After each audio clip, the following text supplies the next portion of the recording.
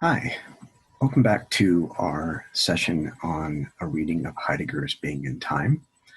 This is my second session. I did my first one on April 17th, and you can find that on YouTube. And the title is Sampath on Heidegger Session 1. This will be titled Sampath on Heidegger Session 2. The project began yesterday on the 17th because, as I'd mentioned in the first video, that a lot of us are living in very difficult circumstances. We've never been through this type of government response in recent memory, where essentially almost every country on the planet is facing some kind of government reaction to the pandemic crisis. So a lot of us are being asked to practice social distancing when we go out, limit our number of trips when we go outside, to flatten this curve so we don't flood our healthcare systems given this highly contagious virus. Within our homes, we're asked to practice, sanitation and cleaning and hygiene and washing our hands and, avoiding touching our face. I apologize. In my first video, I found myself instinctively doing that, touching my face. So I'm going to do my best not to do that, to encourage that behavioral shift. But the context of our times inspired me to consider doing a set of videos, which I've aspired to do for some time. But using online technology, I'd like to see how this works in terms of a very close reading of Heidegger's Being in Time. I want to bring this into the broader context of how this could relate to the current world religions. I'll be drawing on a few of them, and I will name them as I invoke them, but don't mean to exclude any other religious traditions, but I'm only going to speak to the ones that I'm most familiar with, to try to give some sense of a broader context of why a philosophical reading of Being in Time matters to us now in these exigent circumstances, but in general. How do we draw from this particular text, and what does it say to us today, given what we're all going through? What are we going through? I think a lot of us are feeling a great deal of anxiety. We're so used to planning our day and rushing into a future, or not having our lives be interrupted in terms of dramatic shift in how we live our lives, how we relate to our own private lives internally in our homes versus our public life, and how do we go about our business? How do we go to work? How do we do things? How do we visit people? How do we live? So philosophy, in many respects, with or without a crisis, explores these issues in general. And this is exactly in what some may argue Heidegger is up to with regard to existence. In our first session, we talked about bracketing this question of existence. We didn't begin a reading immediately. It was more of a long preface as to why we're doing this and trying to set the stage, so to speak, so we can begin a close reading line by line of the text. In our last session, we asked about the who of the main entity in this philosophical work that's even posing this question, the question of the meaning of being. What is the who, and how is the who, and why is the who of this very entity posing this question? And we almost dramatically suggested that we're not going to begin with the human being. So we're not going to talk about a human being posing the question of what is life, what is existence, what does my life mean? And therefore, that's all of us, right? We're all, those of us that are listening and tuning in, we're human beings. We're not aliens from another planet. We're not animals. But we're using this online technology to create a virtual discussion about a philosophical work. So we're not starting with the human being to pose this question. We didn't want to answer Heidegger's question about what this who is of this entity that he calls Dasein as the main character in this work, so to speak. So if Dasein's not a human being, then, the human being could ask as an automatic inclination, well, then what is it? If it's not a human, it must be this. But that's jumping ahead. It was a preliminary step to say that, look, we're not going to answer this who. It's not a human being. It's not God. It's not the animal. It's not the space alien. It's in suspension. And that's how we're going to enter into the text. So now we come back to the introduction, the very beginning of the work. And I thought to myself, well, I'm going to attempt an hour-long session every time I do a recording to see how far I get. And I tried to experiment a bit offline and try to imagine what that could look like. The work is over 500 pages. If you have the Being in Time translation by Macquarie and Robinson, 1962, Harper and Row. It's also up online, as I mentioned. You can get that as a PDF for free. And they correspond in terms of the print book and the online PDF. If you were to attempt a 1-hour session every day to try to even get through a commentary of a paragraph at a time, a page at a time, well, that's at minimum at least 500 hours of recording, 500 sessions. It's not going to be 500 hours because if the reading of a paragraph takes X number of minutes and the rest of the hour is filled with commentary, I imagine we're going to be going way past 500 hours, perhaps 700, 800, 900 hours. And that calculates into days because each day we'll spend 1 hour. As to the extent that I can commit that 1 hour per day and be more disciplined about trying to get the recordings out. But we're looking at a multi-year process, as I mentioned. If just to try to read one page, and I'll do a slow reading of that. You can have that up on the online PDF. I'll point to the page number. But most of the time, it's going to be me trying to exegete and critically deconstruct and create and try to expand beyond what the text is saying into other domains. For example, the domain of world religions. And the purpose of this is to really try to, first of all, show why this work could be so significant for a lot of people who are struggling to come to grips with what's going on right now in their lives. The fact that we're all being faced with a societal sense of mortality, that society is completely publicized and made public this question of not only individual death, but what does that mean collectively in terms of our responsibility towards one another, so we can overcome this virus, but also shift apparently the paradigm, which is by the epidemiologist and anyone engaged in social planning and public health and the medical field establishment itself, the healthcare establishment, that we could be looking at multiple versions of not only this particular virus, but future viruses yet to come. And it's been sort of accelerating over the last few years. You can go back to SARS in 2003, but this question of the virus and pandemics, as opposed to, let's say, nuclear armament, which is still a potential risk for some, but the kind of ubiquitous quality of the nuclear scare in the 20th century is now kind of shifted over this biospace of pandemics and sustainability of the planet. If you want to think about climate change in a broader sense of like the survivability of all life. So we're living in a different century. We're living in a new millennium, different century from last century, and we have these emerging threats to our, our continuation as a species and all species on Earth. So today we will begin the actual reading of the text, and if you have the book or if you look at the online PDF, we kind of walk through the table of contents before. There's an author's preface on page 17, where the author is telling us when and where he published his work. This is Heidegger. And then you won't see on page 19, but it's a foreword. It doesn't say foreword, it just opens up as Being in Time.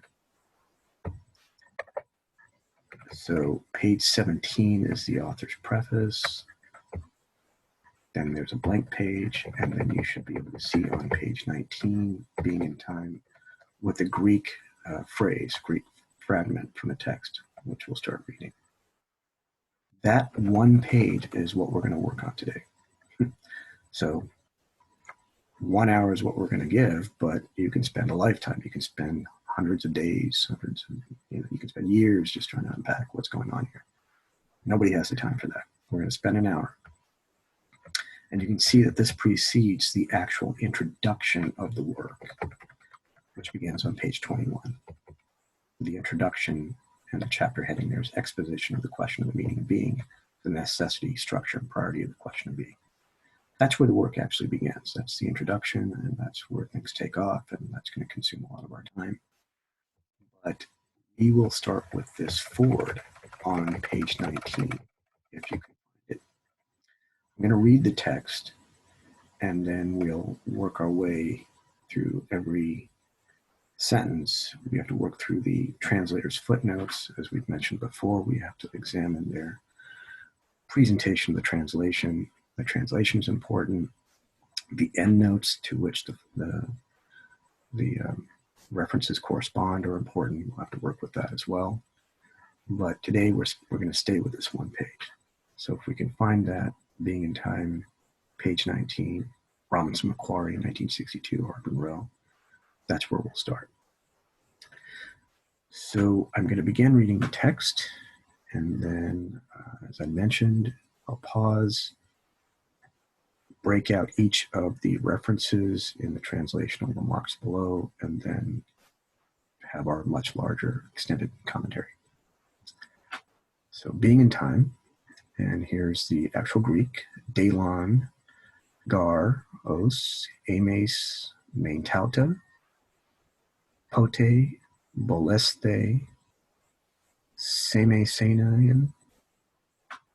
Oh, I'm sorry, my glasses are in the way. Opoton, on, fete gesene, pala, gegomeskete, emes de pro, to, main, fometha, nun, de, apo, re, Haman. So that's the extent of my spot reading on Greek. My colleague would laugh if they were here to hear me try to spell this out. I apologize if I mangled some of that or got even some of the pronunciations wrong, because the script on my laptop is very small. That's why I had a difficulty in reading it. I'm not trying to make any excuses. Translation that Macquarie and Robinson provide from Heidegger's translation from the German into English is this. So what was that Greek text saying? Which, by the way, is from Plato's Sophist. So here's this English translation of Heidegger's German translation of that Greek text. For manifestly, you have long been aware of what you mean when you use the expression being, double quotes. We, however, who used to think we understood it, have now become perplexed. And that points to the reference of Plato's Sophist in the endnote, excuse me. Then Heidegger continues. He's done quoting Plato, which was that first quote, and here's Heidegger. Do we in our time have an answer to the question of what we really mean by the word being? And then there's a footnote by the translators. I'll get to that in a second, but just single quote being. The translator's going to explore that with us. I'll continue with Heidegger's text. Not at all. So it is fitting that we should raise anew the question of the meaning of being. There's a footnote to that for the translators to get into that word meaning. The first footnote was on being, but now we're talking about the meaning of being. But are we nowadays even perplexed at our inability to understand the expression being with a big B? Not at all. So first of all, we must reawaken an understanding for the meaning of this question. Our aim in the following treatise is to work out the question of the meaning of being and do so concretely. Our provisional aim is the interpretation of time as the possible horizon for any understanding whatsoever of being. And then the last paragraph on this page by Heidegger. But the reasons for making this our aim, the investigations which such a purpose requires, and the path to its achievement call from some introductory remarks. So here's his foreword. He's laying out this big structure, what this book is going to be about. He hasn't even gotten to the introduction of the work, but already he's given us a question from a Greek text, his fast forwarding to his own time. So he's going back to ancient Greece, and now he's talking about his context, 1920 something, mid-20s. It's published in 1927. Wrote this roughly in 1926, over a very short span of time. So that's his context, and he's trying to lay out, okay, so what do we mean by being?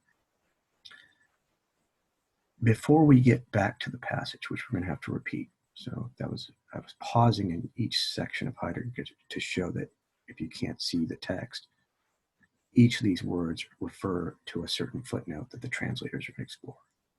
And we're going to have to work with those translators and how they're justifying their translation of certain German terms. So again, the big words here are being, meaning of being. Provisional aim is interpretation. What does Heidegger mean by interpretation? And again, back to the question of what is being with the big B. Being, meaning of being, interpretation, being with the big B. What do all these things refer to? How do we make sense of the German that the English translators are trying to bring out? Okay.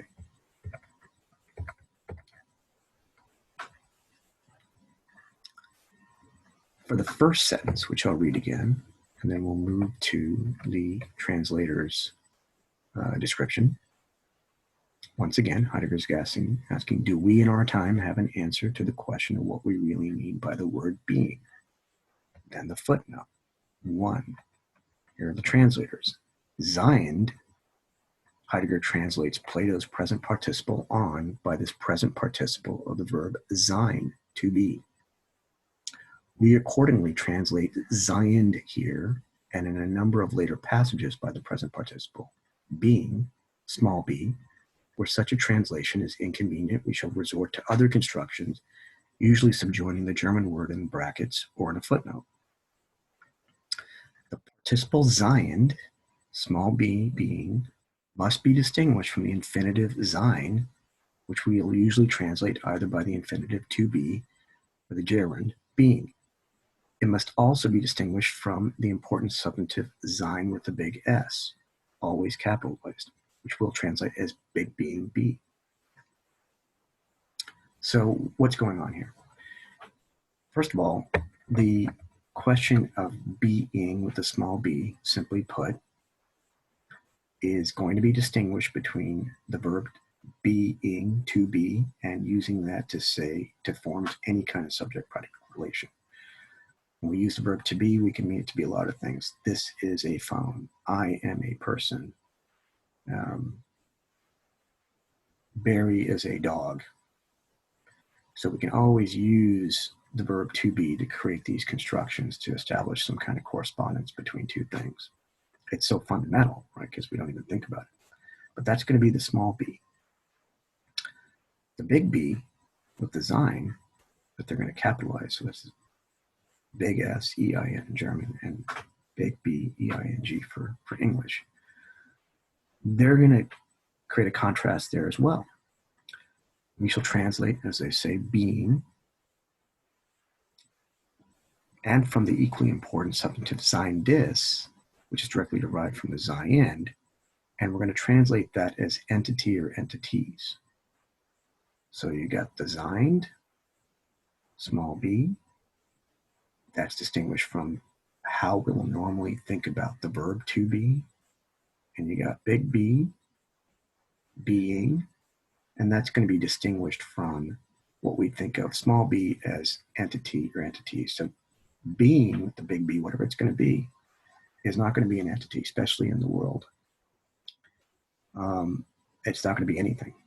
It's not a thing. It's not an object. It's not us. It's not your senses. It's not any kind of, even belief system, as we said, or a conviction of something that's beyond all beings.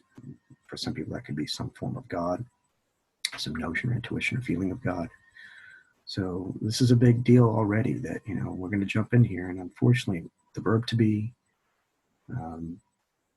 beings in the world that we think are entities or objects of our senses, how we use our imagination to form things that may not exist, ideal relationships in mathematics, talk to those folks. They're not describing anything real. Those are just ideal constructions in relationships between symbols based on logic, and then that can get very complicated, but they're certainly not describing something simple, like how, a piece of wood is formed in terms of its chemistry. So we're not talking about any entity that actually exists as anything, to be honest. Which leads us to the next question and translational choice, footnote 2, about And he speaks about we're going to explore the question of the meaning of being. So they got meaning, it's footnote 2, and the German word is Sinn, S-I-N-N, and this is what the translators have to say about that. I'm trying to think about meaning of being. And I really want to automatically answer that question. Meaning of being must be this. It means love, and it means human relationships and community. It means how we're going to survive. It means the planet. What are we going to do about climate change? How did life begin? Meaning of being could be the entire universe. Let's discover the laws of the universe, the Big Bang, what's going to happen in the universe. Are there many universes? There's so many things being can be. Okay, I know I'm going to jump in there and start figuring out what it is and give us some sense of it. Nope. No entities, no verb to be, which we have to use for everything because it's the basis for most languages. Some languages don't have the constructions, the temporal senses of being and or being itself. So I don't want to say all languages, but let's just take English or any of the European languages. To be is pretty important. We need to be. We need to say I am. We need to say you are. We are. So for the meaning, the Sinn, this is what they have to say, the translators, as to what does Heidegger mean by meaning? And when we say in English meaning, something means something. This means that. I'm reading Shakespeare's poem. I'm going to read you a passage in one of Shakespeare's sonnets and then stop, and I'm going to say, okay, this is what he means. What does meaning mean? In view of the importance of the distinction between Sinn and Bedeutung in German, writers as diverse as Dilthey, Husserl, Frege, and Schlick, we shall translate Sinn by meaning or sense, depending on the context, and keep signification and signify for Bedeutung. So Sinn will be meaning or sense, Bedeutung will be signify, signification. Signify means representation. This thing represents that. That's what this thing means. It points to this. So Sinn is more meaning and sense, and Bedeutung is signify, Bedeuten. The verb mean will occasionally be used to translate such verbs as besagen and sagen, heißen and meinen, but the noun meaning will be reserved for Sinn. Verbs besagen, sagen to say, heißen to call, meinen. On Bedeutung. So if being is not a being, big B, being is not a being, this project of the question of the meaning of being is not going to be just simply like, okay, I'm going to go find out what being represents or use language to say, okay, it's this or that. Even when we want to make sense of something, we automatically have to use our imagination. We have to use certain patterns of experience that we can use habitually to say, well, okay, based on that experience, I can understand this context to mean that. Any professional has to do that. They draw from experience. Doctors diagnose cases constantly. Okay, I've seen this case before, and I can see these symptoms now, and okay, I think this is what is happening here, and the symptomatology of this suggests that what we're seeing here means this. So in this project, this philosophical project, we can't draw from those types of meanings, so to speak, of even the word to mean, the verb. Big being is not a being or entity, or is automatically related to how we use the infinitive to be to form subject-predicate relationships. And the translators are saying here for Heidegger that the Sinn, which is meaning, is not going to be this thing called Bedeutung, which typically has to do with how you signify things. This word means that. I'm going to translate that word into this. Okay, for this first step, we only have 2 more footnotes to go through. I know this is a lot because I really want to jump into the commentary of the actual text, starting with the Greek and then what Heidegger is introducing here after my exposition. But in respect to the text and what the translator is doing, let's work through the last 2 footnotes. Heidegger said, remember in the text, our provisional aim is the interpretation of time as the possible horizon for any understanding whatsoever of being. So footnote 3 has to point to this question of interpretation. What is that? What's the German translation or the English translation of the original German? Here are the translators. Footnote 3, Heidegger uses 2 words which might well be translated as interpretation, Auslegung, and Interpretation. Though in many cases this may be regarded as synonyms, similar, Auslegung and Interpretation both refer to this English interpretation, may be regarded as synonyms, their connotations are not quite the same. Auslegung seems to be used in a broad sense to cover any activity in which we interpret something as something. This is that. Whereas interpretation seems to apply to interpretations which are more theoretical or systematic, as in the exegesis of a text. We shall preserve this distinction by writing interpretation for Auslegung, small interpretation, small I, for Auslegung, and big I interpretation for Heidegger's interpretation, Interpretation, following similar conventions between the verbs Auslegen and interpretieren. Okay, so that sounded a bit convoluted. It's very hard to try to read the text, explain it, point to what I'm reading, speak into an online virtual setting. It's different, obviously, from having the books in front of us, being co-present in a classroom or in a room and discussing together what we're pointing to, or having a PowerPoint behind me, for example, so I can use that. But just real quick, let's make a separation here between the Auslegung, something as something, versus what in English when we say interpret, typically you interpret a text, you try to interpret an artwork, you give a very kind of systematic or conceptual or, scholars typically, or when you take classes in college, the professor's there to try to interpret a text, and what I'm going to do is try to interpret Being in Time in a commentary. But there's a difference between saying something as something or something that shows up as something, not as a correspondence, but the thing as it is, and as it's going to, as a phenomenon, disclose itself. There's something more ambiguous there and deeper and harder to understand, versus our normal interpretation, which is I'm going to interpret this text, or I'm going to decode this message.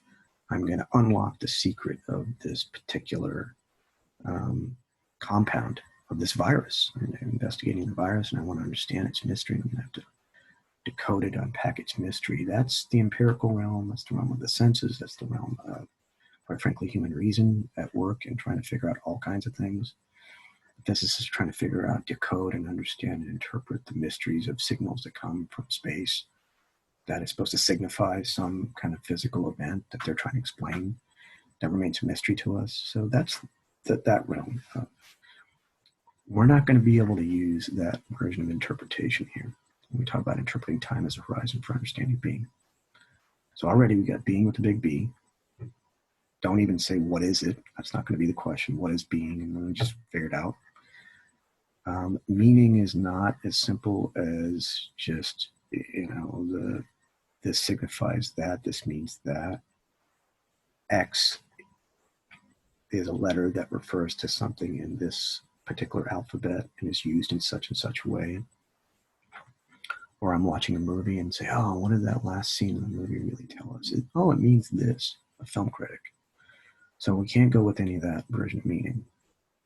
Big being is not an entity. It's not the verb to be. It's not a small little being. I'm a little being. I'm a human. The phone is a being. That's an object. And then finally, interpretation is not going to be a theoretical exposition of something that has a rational structure to it that we can, the more we can just analyze it, the more we can get to its deep structure and figure out what it really is. So there you go. Right there at the beginning. It's the forward. Like, wow, okay, he's taken away everything. What are we supposed to do now? Lastly, the fourth footnote is on the very crucial term, horizon, because that's going to be the title of not only part one, but a big question here now is a question of the meaning of being. We're going to pose this in a new way, or renew it anew. Have we really come to understand what we really mean by this? No, not really. Are we kind of perplexed by our inability? No, not that either, because we take things for granted. We're just moving along. We use the word to be, the verb to be constantly, and being in many different ways. And we think we know what we mean by it. And it's so fundamental for us to even continue to talk to each other and communicate. So, are we perplexed by it? No. Are we perplexed by the inability to understand the expression being? No. Do we have an answer to it? Nope. All right. Well, I'm going to have to pose, this is what you're saying, I'm going to have to pose this question again. So we don't have an answer to it, but are we perplexed by the inability to even be mystified by this question? Well, most people are not. They're just kind of going along. So he's going to take it upon himself to pose this question anew. He's going to do the question of the meaning of being concretely. And time is going to have to become the horizon, that's the last word that we're going to look at, of this understanding of being with the big B. Hence the title, Being in Time. Don't assume what being is. Don't assume what time is. Don't assume what the and is. Why does he have both? What's their relationship? Are they imbricated in each other? Time relates to being in many ways. You can temporalize some being that was past. This is what I'm going to do in the future. Perhaps as traditional metaphysics we try to explore, time has some kind of being to it or composition. Is it motion? Is it the measurement of something that travels a distance? Is it the clever thing that the physicists did after Einstein? But certainly how you think about the measurement of time through distance. When they say a light year, it's literally the speed of light, 186,000 miles per second. And how far something travels at the speed of light for some kind of duration, for some kind of distance. So if you travel for the speed of light, 186,000 miles per second, for a whole year, you're going to cover a lot of distance. So that's how it becomes a light year.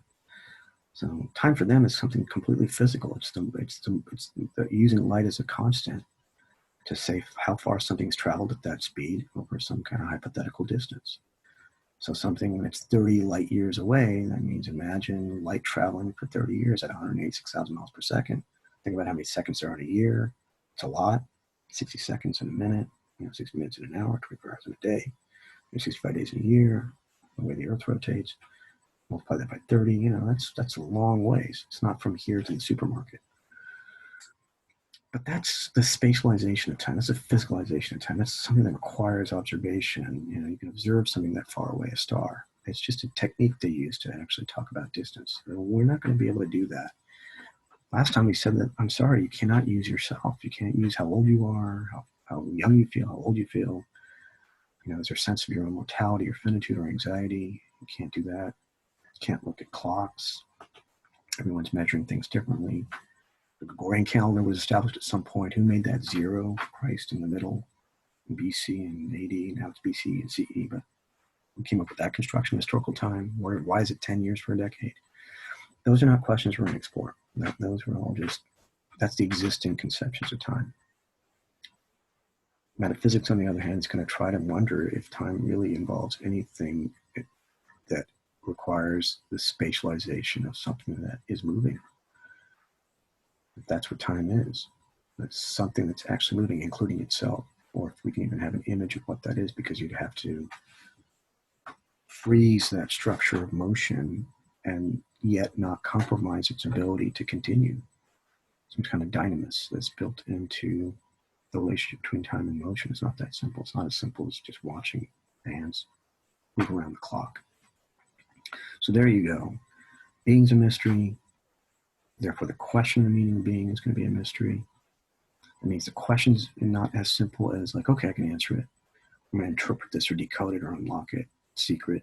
I just need to use human reason or do a bunch of experiments. I'm going to finally get the answer. Mention that time is not going to be chronological nor internal to the human being. And lastly, it's this horizon to understand, because he wants to get at answering this question of the meaning of being. Hence the invocation of Plato's phrase. Such a beautiful quote. For manifestly, you've long been aware of what you mean when you use the expression being. We, however, we used to think we understood it, now become perplexed. The Greek opening for philosophy is, we all take this question for being, this notion of being for granted. I'm a being, it's right now, this is whatever day it is, Saturday. But what happens when we become actually perplexed by all of that? You might think, like, am I even here, or do I even exist? I'm not going to go down that Descartes doubt. So we're not perplexed in that way about, do we even exist? Does God exist? We're not doing that kind of work. A different branch of philosophy. Because here, horizon And I don't want to take our time with the very long fourth footnote that actually quotes the full German sentence. Does say, but Horizontes, eines jeden, sein Verständnis, überhaupt. Just quickly jump to what they say. We tend to think of horizon as something which may widen or extend or go beyond. That's what they're saying is a normal sense of what we think about horizon. The horizon of the sky, oh, I can't see that far. I don't know where it ends. It's indefinite, the universe or beyond the solar system. Oh, what a horizon. Big horizon above me. I can never see both ends at the same time. I usually live in the middle. Maybe I start like with a rainbow. So, oh, wow, look, I can see the rainbow. It's going from one end to the other. So you don't spatialize horizon. It's like, something that may widen or go beyond. They're saying no. You say rather Heidegger, however, seems to think of it rather as something which can neither widen nor go beyond, but which provides the limits for certain intellectual activities performed within it. So it's a delimitation of what we're going to be able to actually accomplish as human beings if we're going to take this on. Excuse me. So don't think about the sky and a horizon. Or wow, you have this huge horizon ahead of you. Imagine a new athlete that gets recruited. They're young and they just are going to be a starter on a professional team. They got this huge horizon ahead of them. So much they can accomplish. The young guy that won the Super Bowl this year. It seemed like last year. Everyone's talking about what a prodigy he is, and that there's huge possibility of becoming the greatest, even though some people think there is a greatest of all time right now who happen to move to another city, but that's another topic. So don't think of horizon as the lifespan or career or something spatial. It's a delimitation of an activity that's going to occur within something, and this is so crucial because the uncanniness of all this is that the deeper we go into this, it's not the more lost we become, but the more perplexed we become, but how fundamentally difficult this thing is that Heidegger is about to launch, because it's going to throw into question this. If we want to go down this path, it's going to throw into question everything. Your deepest foundations about what you think you can even stand on. And the more intense and obsessed you become with this process or project, the more radically mystifying, and I don't mean mystifying in a spiritual sense but the word ecstasis, ecstatic, rapturous, something that's totally in and for itself, but completely outside of itself. The more you singularize, particularize, as he says, something so radically individuated, radically singular, non-relational, completely indefinite in terms of its coherence. It's not a theoretical conception, but it's so certain, and it's so true, and it's so real, and only you can know it if you go into it. But you're going to lose yourself in the process, almost like going into a black hole, and you're not going to get an answer from somebody else. You can't turn to religion, or your parents, or your friends, or your partner. This is going to be up to you, but not you as a subject. We talked about that last time. The you meaning whoever's going to be speaking in this text. That's the you.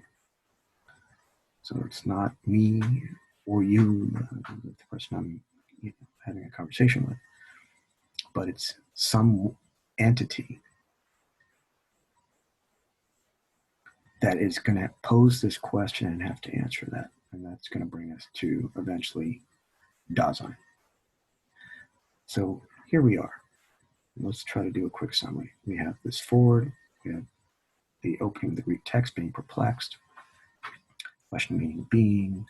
Meaning is not what we typically think of. Interpretation is not just expounding a text or translating a text. Horizon is not the sky or the possibilities that one might have over the course of a life, even though a lot of people might want to humanize or anthropomorphize being in time. I don't do that. We're not starting with a human being. We're not doing theology. But now we're going to be moving into something extremely difficult. In the last session, I said that we're not going to smuggle in religion and theology. We're not here to defend propositions. We're not here to proselytize. We're not here to even appropriate the contents of religious texts and experiences to try to shed light on what's happening in Heidegger's Being in Time. As we move along, he's going to have a long discussion on why he's not doing theology. And as we mentioned, he's not doing social science, natural science. You might have some intimation of that when I keep alluding to black holes or other things, that, this is really kind of an enterprise that, quite frankly, doesn't relate to anything prior to it in the history of philosophy. That's hence its radical newness. That's Heidegger's claim. He's going to destroy everything prior. Whether people think he makes any sense or he's useful or, we should take him seriously, that's another matter. I'll let the scholars debate that. We're not doing that either. We're literally just going to hang out in this text and just swim in it and just float around in it. But he, if we're going to suspend any kind of, at the outset, any kind of sense of relationship between this question of the meaning of being, why is time the horizon, and what is that going to turn out to mean and be, and what's the interconnection between all this? Because the book could just be about being, or it could just be about time, but it's not. And we're still too far away to get into what the actual relationship could look like by the time we get to the depths of the first two chapters in the introduction. Start moving into that. And that radical individuation, that's a quote from him, but that's a phrase, the English translation, radical individuation. The singularity, the signs of light. And before we take the plunge into that, you can ask you can draw on some other traditions to say, well, wait a minute, how would you look at the mysteries of other potential religions that have some strange qualities to them? Heidegger may not be familiar, at least at this stage, with other Eastern religions, but certainly as someone who grew up with Catholicism and then broke a long, complex, intellectual, historical, biographical discussion about these. I don't want to minimize those debates, but the breaking from his Catholicism. But one of the passages in the New Testament that I find so fascinating, and it's beautiful, it's quite mystifying, when I don't know the actual chapter verse, but in Mark, he's stilling the waters. The disciples are on the ship, and there's a big storm, and they're scared, and he hadn't joined them. He stayed behind. They took off, and he was going to, what are we going to do? The disciples on the ship, a big storm. They think they're going to drown. They're all afraid, and he comes along, walks on the water. That's what the text says. The miraculous nature of that sounds supernatural, but don't think about the supernatural aspect. If a guy actually did that, walking on water. And there's a great passage where they say, Mark says, in trying to recount what people were saying if they witnessed it, what kind of man is this that even the wind and the sea obey him? The whatness of that entity or being. And then, not because of the supernatural quality of what Jesus does in that scene, but to be the incarnation of this whatness by which all human intuitions are suspended. To really go in there and enjoy the possibility of even posing that question. Who is this? Heidegger's got his who-ness, which is not going to be that, as we said. Lay out the Jesus colony, lay out Dasein and Being in Time. No, there's not going to be no intermixture here. But back to that New Testament passage when Jesus is trying to live this human life, and of course he's doing all these miracles, and people haven't really fully figured out, including his disciples, what's going on. And the Gospels don't make it explicit that Jesus himself, because he doesn't constantly speak. He's just doing stuff. He's living. He's kind of walking around in different places. He's got this quote-unquote ministry. But there is one great moment. The whole structure is full of great moments, but there's one singular, unique moment where he's pausing with the disciples and he says, hey, who is it the men say I am? Who is it the people, humans? Who is it they say I am? And they're all standing around. One guy says, oh, you're Elijah, or you come back. You're this, you're that, you're a prophet. And he's like, no. He's not, of course, going to answer that question, but he then turns to Peter and says, who do you say I am? And then Peter confesses, you're the Christ, the Son of the living God. and the proclamation comes out, and Jesus' first reaction is not like, oh yeah, hey, you got that right. Wow, you're really smart. Excuse me. He says, thank God above for him, the Father.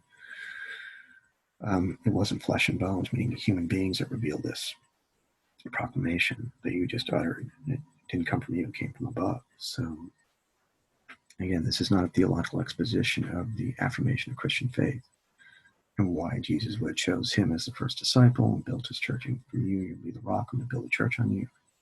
For the Catholics and the Orthodox, he's the first kind of by which it's built.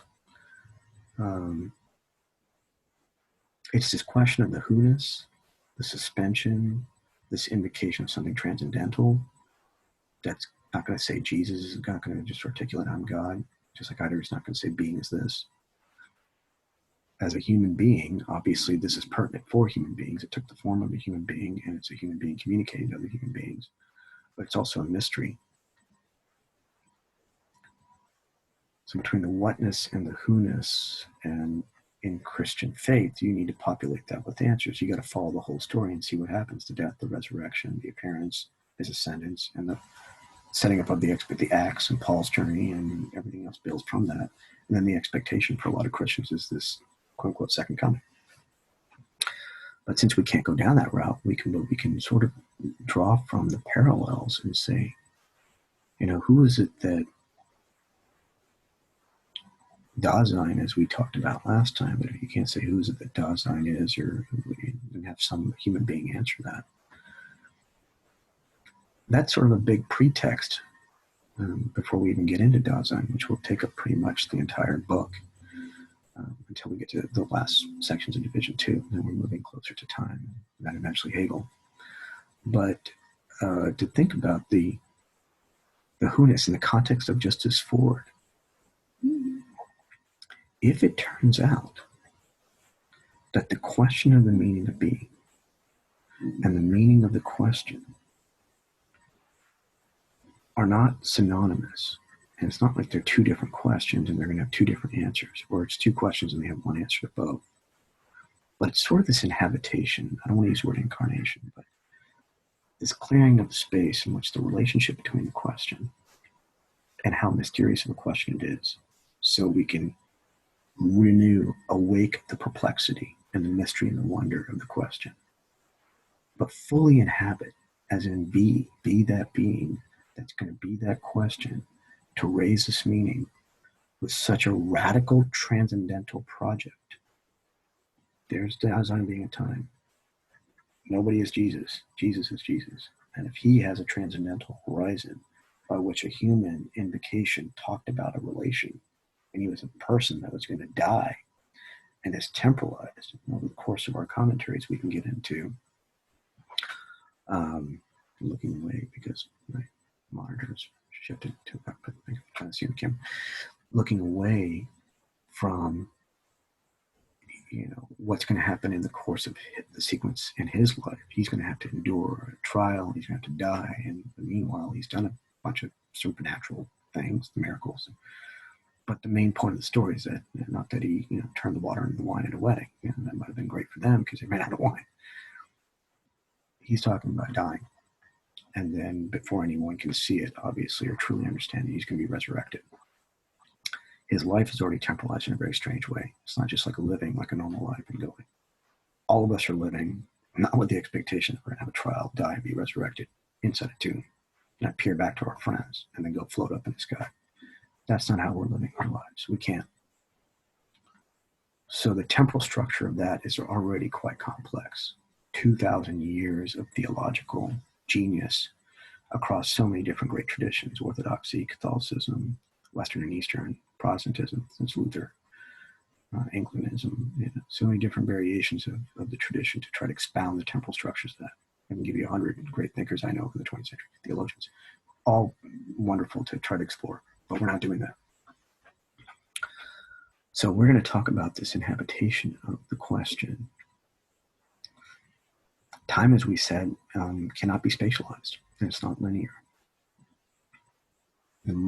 As much as you want to talk about your own internal clock, talk about the clock.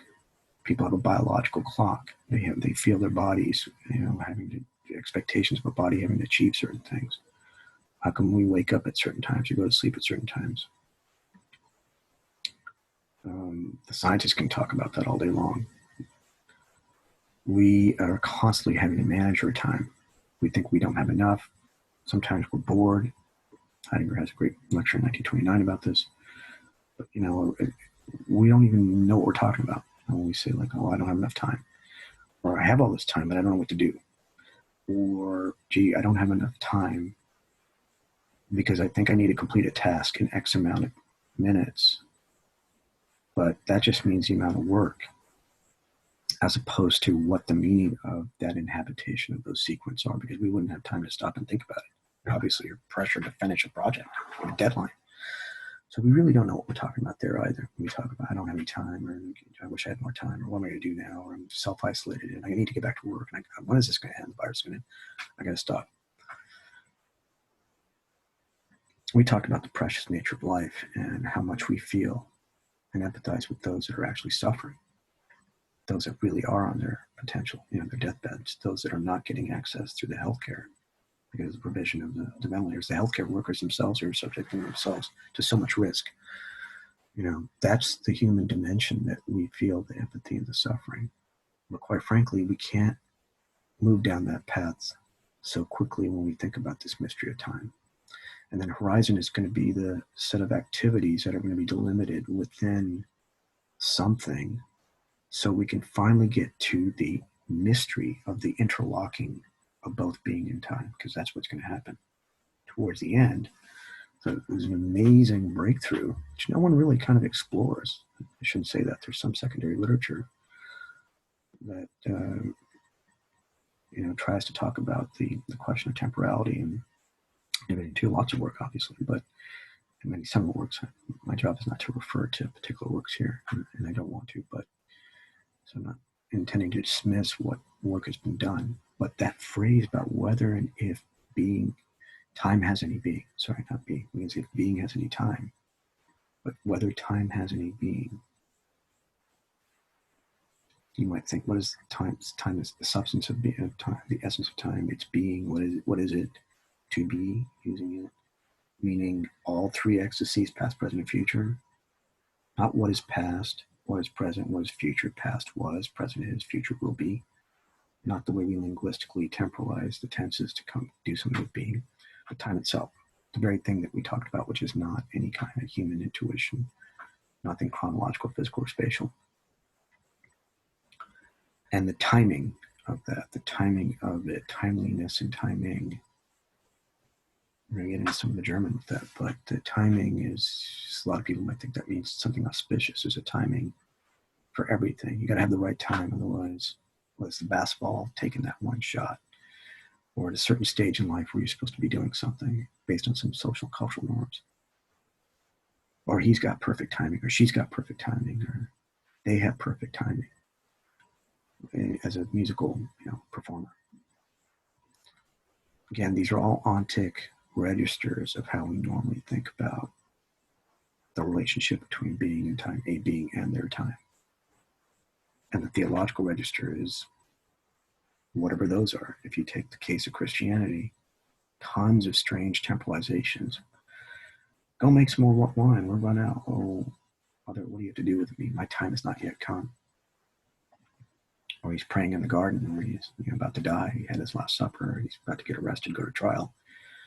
And it says, this is the hour for which I was sent. Take this cup, from me, lest it pass. Otherwise, your will be done. He's like, I don't want to go through this. It's going to really hurt. Roman execution, crucifixion, and what he had in the brutality he had to endure. Who would want to go through that? So, whether it's the theological realm, the anthropological realm, the sociological realm, those registers of time are not going to work. And remember my hypothesis. And I will try to bring the session to a close before we move forward. I have a few more things to say just about the forward.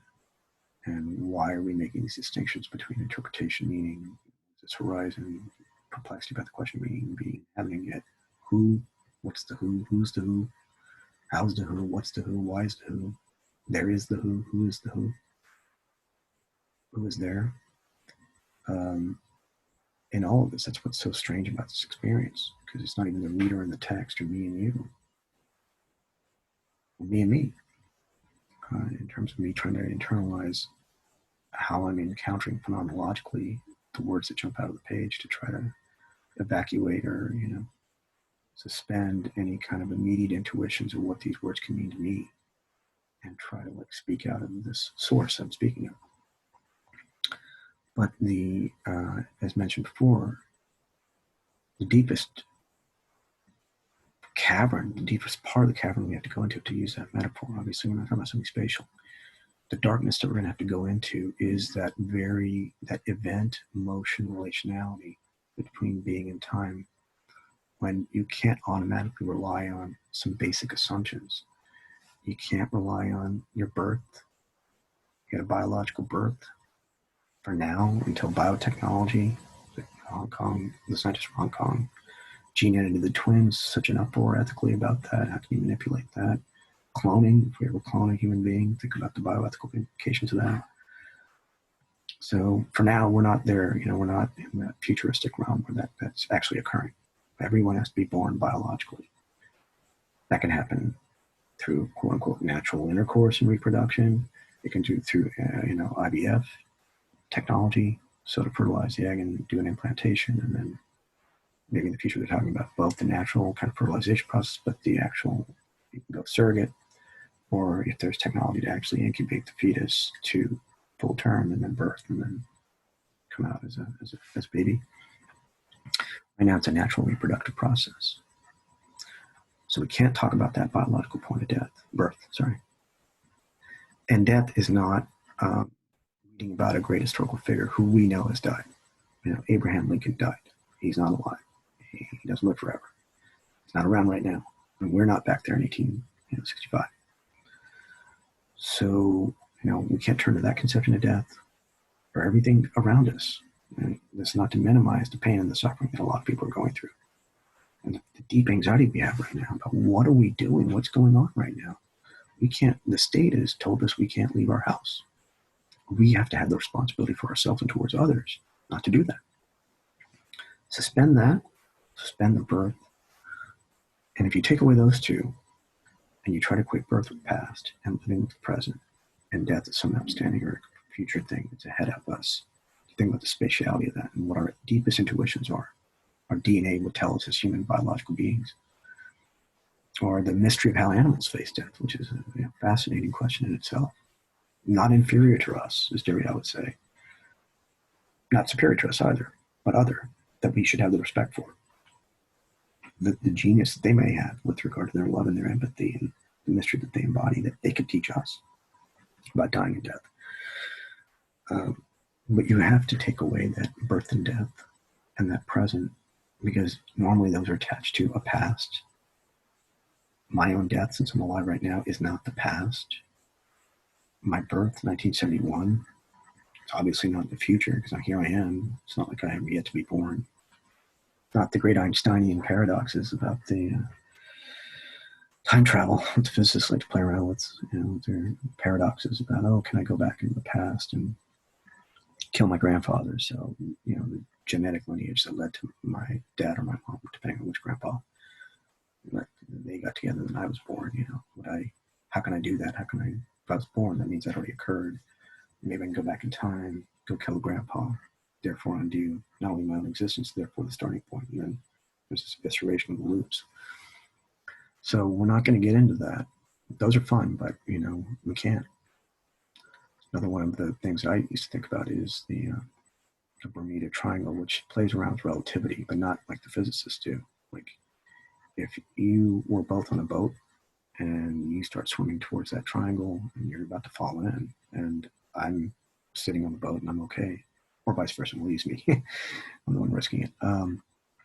But we have our watches set at the same time, and time slows down for you, but it stays ticking away like it normally would for me. If in physics, you can play around with these puzzles, but in the existential philosophical realm, it's almost insoluble. If someone said that for every second I get, you get 2 seconds, literally, that's the relativity of frames. I get 1 second, you get 2 seconds. Do you approach death faster? And we're twins, genetically, we're supposed to evolve, barring no accidents and no other diseases, we're supposed to live to a certain time length. Do you get to live twice as long as I do, or do you approach death in half the time I do? And the reason I bring up that paradox is because, okay, well, we use math and logic and play around and figure out, okay, there's got to be an answer to that puzzle. You're either going to live twice as long, let's say we're supposed to live to be 100, you get to be 200, I'm 100, and I die, and you live to be 200, so live twice as long. Or you get to the 100-year mark faster than I do, half the amount of time. So you're somehow already there at 100 when we're supposed to both be 50. You can say, well, I'm going to make a case for both of them. We're not here to do that. I brought that up because I wanted us to show that temporal paradoxes and how it relates to being in time and existing, as much as we want to mystify all this, it's not going to help us with the relationship between being and time. Because precisely this, that's my outstanding hypothesis. I mean, outstanding isn't great, but like it's yet to come. That we can't deal with 3 to get into the depths of being in time. We're going to have to start with 4. It's going to sound a little wild, but something's going to happen to this concept of origin. It's going to splinter into this alterity, both this alterity of an origin and even this non-original notion of what an origin is. And we're going to do the same thing with an end. Whatever you think your conception of the end is. There's your twin paradox with the Bermuda Triangle. And or any conception of death. And this is going to come out, obviously, in Division 2 with Heidegger on death, and many great thinkers and scholars who probed this, including my mentor. But we're going to do something different. We're going to talk about the alterity or the something other than an end, but also non-end. There's something other to that too. It's not just you can cross out the end and live forever.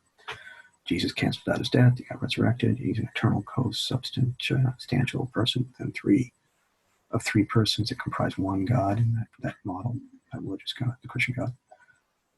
So we can't go with that, and we can't go with human beings, but we're going to splice that end and see the alterity of it, and also what's not other to non-end to us if you're going to erase it.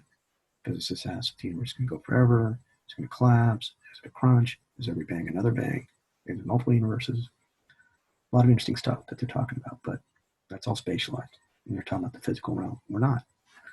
They're talking about the meaning of everything, which would have to englobe even that physical structure. So there you go. There's my, before we even dive in past this forward, origin and whatever's in between, the totality that we would love to conceptualize, how we go from the whole thing in terms of motion, we're moving between the two, and we're supposed to be within it, and yet somehow all this stuff is in us, is going to require a dimensionality that is not of those 3, past, present, and future. One conclusion or deduction one can make is that you're not even here right now. That's hard to take. I mean, if anything, most people, not when they're sleeping or dreaming, but when they're awake, right now, not sleeping or dreaming, I'm here right now. I mean, it doesn't get more real or physical than that. I'm pretty sure I'm here right now compared to yesterday when I did a different video. I was wearing a different sweater or shirt. So there's my proof. Hey, look, I'm right here right now. Well, guess what? We're going to have to get rid of that. You're not here. You're not present. And as I said before, your past is not before you, and your future is not ahead of you. And the relationships between them are going to get very, very complicated. When he talks about how past is historizing into the future, and making present is not just making a piece of cake and watching it, bake in an oven. We're going to get to an articulation of a set of relationships in an event movement structure of the ecstasies where the 3 axes of time want to use the word dimension. I've been advised not to because it invokes the notion of spatial or physical. So my colleagues in the sciences are right. So we'll call it, I'll have to come up with another word, but past, present, and future is derived from something deeper, and that's where we want to go. So that's where we're going to conclude today's session. Thank you for joining us. I hope out of today we got at least this question of the meaning of being, and to say the question, meaning, interpretation, time, horizon, being with a big B, as opposed to the verb to be, infinitive, beings as entities, me, the iPhone, you, the planets, the stars, the animals. Those are not going to help us. Time is not linear or spatial or physical. And again, that elective affinity, again, keeping the distance, but as a contrast column, we'd love to explore the temporal structures and mysteries of the New Testament depiction of Jesus. I'd love to get into the complex, beautifully complex and ingenious temporal structures inside Judaism. We talked about Moses encountering the burning bush. There's ways to get into that, not just from Genesis onwards, but ways to get into the temporal mystery, which is not at all linear, by the way. I know I'm just scratching the surface because I don't want to offend anybody by trying to simplify or do this in some kind of cavalier way. I have the utmost respect for other traditions. Buddhism we talked about as well, Buddha approaching the death. So, religion is always going to be there by contrast, but it cannot be in the heart of the enterprise. And that has to have some meaning too. Why are we making that decision? What is the implication of that? Are we talking about anti-religion? Not the negation of religion, so not atheism. Not nihilism, which is having the once ability to have a religious belief or conviction and then losing that and not being able to fill it up with something else. He just says, do we have this will to truth? If we don't have the truth and we have nothing, do we have this will to nothing? And then, if we don't have will to truth, if we don't, as in the standard conceptions of truth, what we're being told is truth, as opposed to this genealogy of errors that make truths appear to be true to us, in fact, there's something else going on. And he says, would we rather not will at all? And he says, no, man would rather will nothing than not will. There's nothing we can do about it. We got to will. That's why we're human. We're driving towards something. And that would be horrible, because if we're willing nothing, then we got nothing. Yet that's what we're persisting in. Imagine driving through the fog thinking you're going to get somewhere. You're in the fog. That's not a good thing. Not only is it dangerous, you're not going anywhere. Nothing's happening. And you're being enveloped by it. And yet you're continuing to drive it. So we're not gonna deal with his nihilism. It's a separate set of things about Nietzsche. So Heidegger himself will have to do with that. But there's a positivity here. We're gonna have to articulate a conception that hasn't been articulated about time. So thank you for joining me today, and I look forward to our next session. This will be posted as Sampath on Heidegger session 2, what we just did. And that's how they're going to be sequentialized. So session 1, 2, 3, and we'll keep going until we get to the end. No pun intended, maybe the pun intended. But we're just here on page 1 on the foreword. There's 400 plus more to go. So thank you again, and I wish you well.